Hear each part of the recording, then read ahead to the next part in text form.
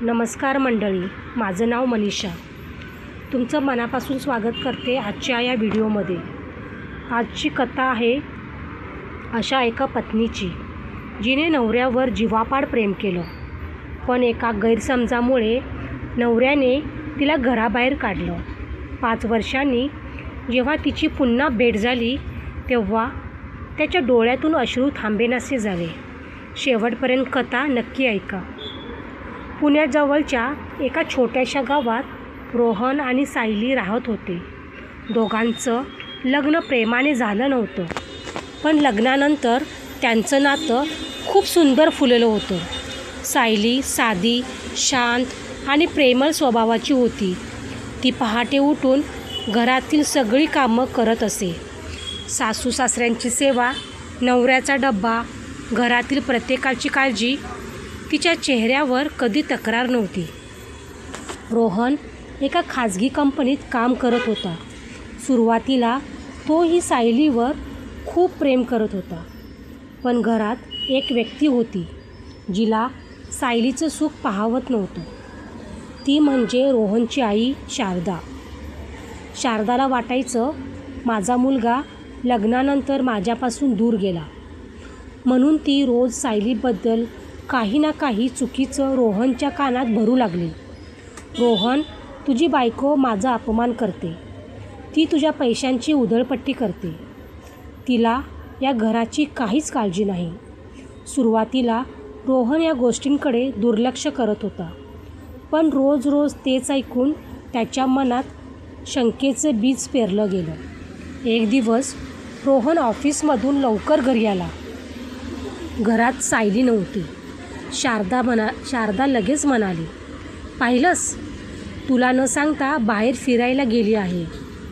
खरं म्हणजे सायली शेजारच्या आजीला दवाखान्यात घेऊन गेली होती. थोड्या वेळाने ती घरी आली. रोहनने रागाने विचारलं, कुठे गेली होतीस?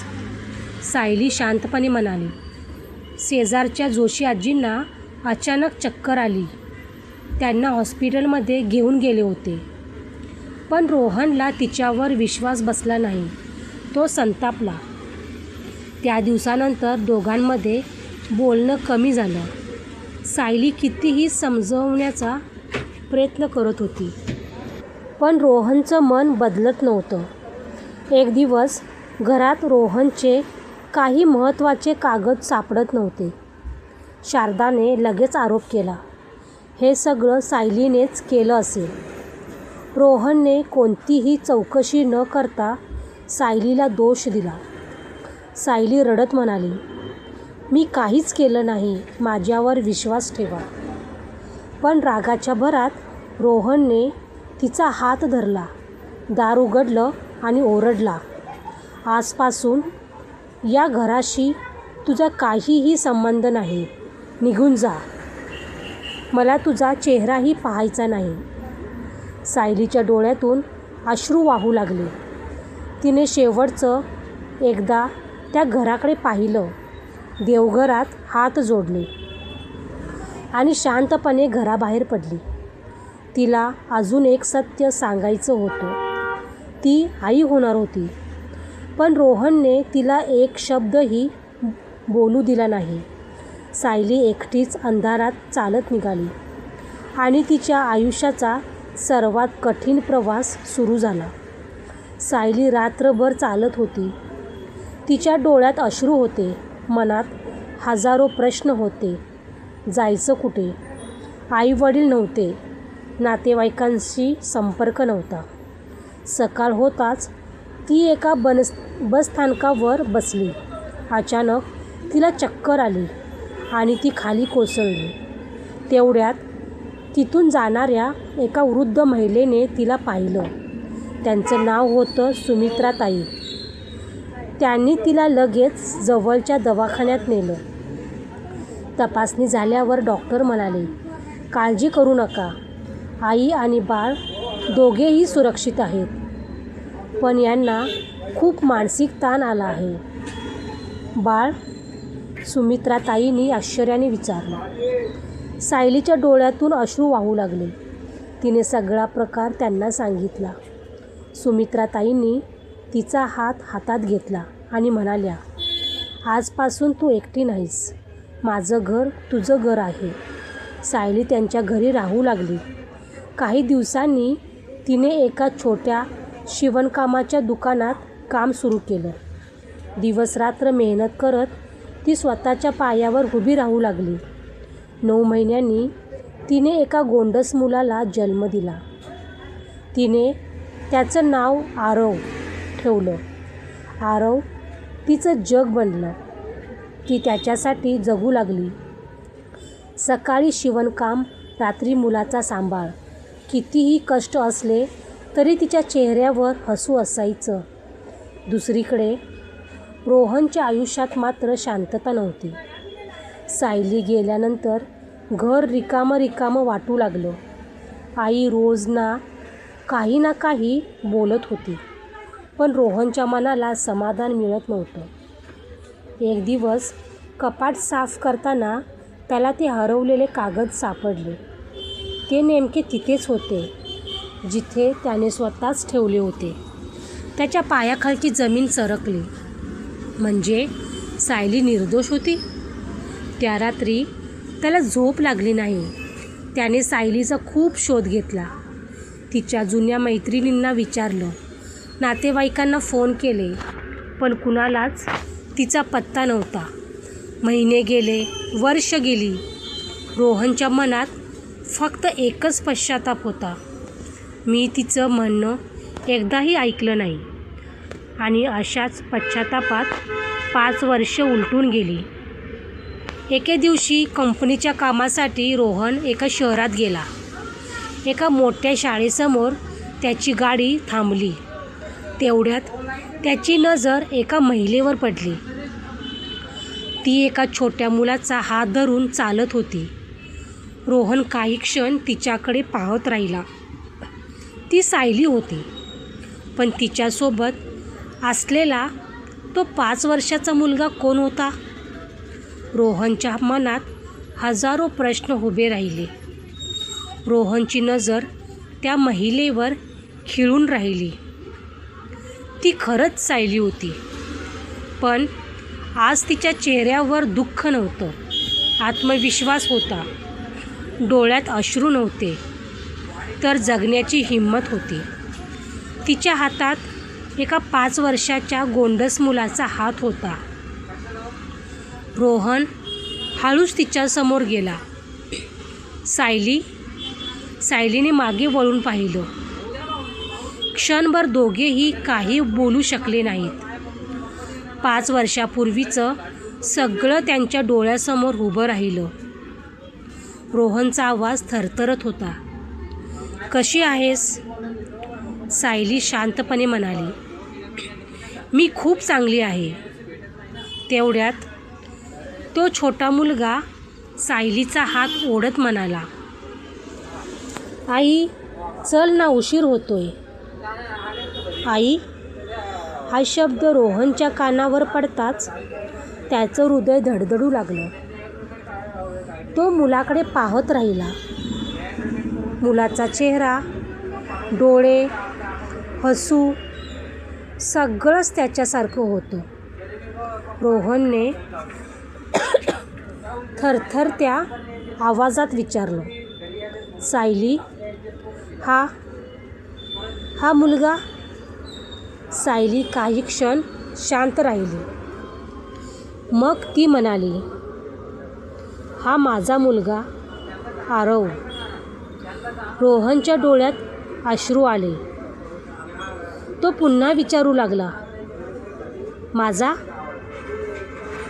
सायलीच्या डोळ्यातही पाणी आलं. ती म्हणाली, ज्या दिवशी तू मला घराबाहेर काढलं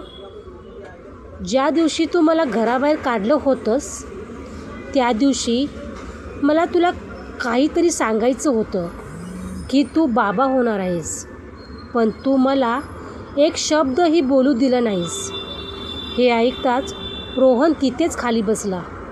त्याच्या डोळ्यातून अश्रूंचा बांध फुटला. तो रडत म्हणाला, सायली, मला माफ कर. मी तुझ्यावर विश्वास ठेवला नाही. मी माझं घर, माझी बायको आणि माझं मूल सगळं गमावलं. सायली काहीच बोलली नाही. तेवढ्यात आरव म्हणाला, आई, हे काका का रडत आहेत? सायलीने मुलाला जवळ घेतलं. रोहनने थरथरत्या हातांनी आरवच्या डोक्यावर हात ठेवला. पहिल्यांदाच एका वडिलांनी आपल्या मुलाला स्पर्श केला होता. पण त्या मुलाला काही माहीतही नव्हतं की ज्याच्या हाताचा स्पर्श त्याला झाला तोच त्याचा बाबा होता. रोहनने हात जोडले.